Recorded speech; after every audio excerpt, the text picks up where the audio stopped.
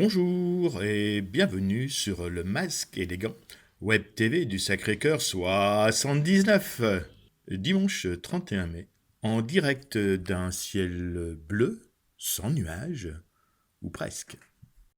Journée mondiale sans tabac pour tous les humains, la journée de l'Esprit Saint pour les chrétiens, zéro résultat positif sur les 100 tests effectués hier dans les Deux-Sèvres, une situation qualifiée de positive du coup par l'ARS Nouvelle-Aquitaine.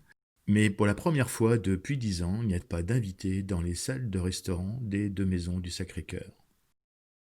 Humour et dérision contre la désespérance, c'est l'esprit de cette météo quotidienne. Comme pour mieux souligner l'absurdité parfois dans laquelle nous évoluons. Protéger en faisant souffrir. Cette météo prendra fin dans sa forme quotidienne mercredi prochain. Nous serons le 3 juin, la veille de la deuxième carte blanche à Jean-Pierre Pouveau dans le cadre de la scène ouverte du Masque élégant.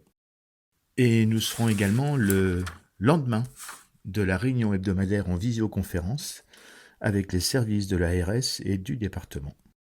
Et je vous ferai donc la synthèse de cette réunion en répondant à la seule question qui vaille.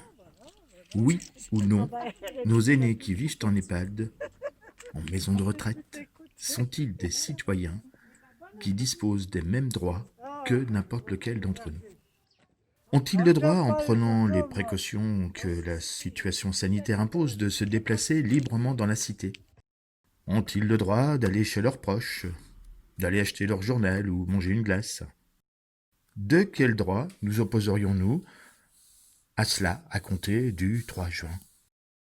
Avec l'avancée en âge, nous avons un système immunitaire qui se fragilise, certes, et un EHPAD est une collectivité au sein de laquelle nous devons prendre les mesures barrières les plus efficaces qui soient, c'est évident.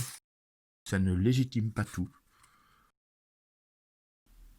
Depuis des mois, c'est une logique exclusive de peur qui guide les choix effectués pour nous.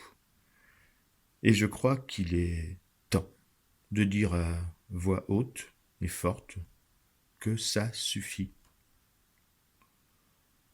On peut vivre sans richesse, mais on ne peut pas vivre sans. Et on ne peut pas vivre non plus à l'encontre de ses convictions. À demain. Belle journée.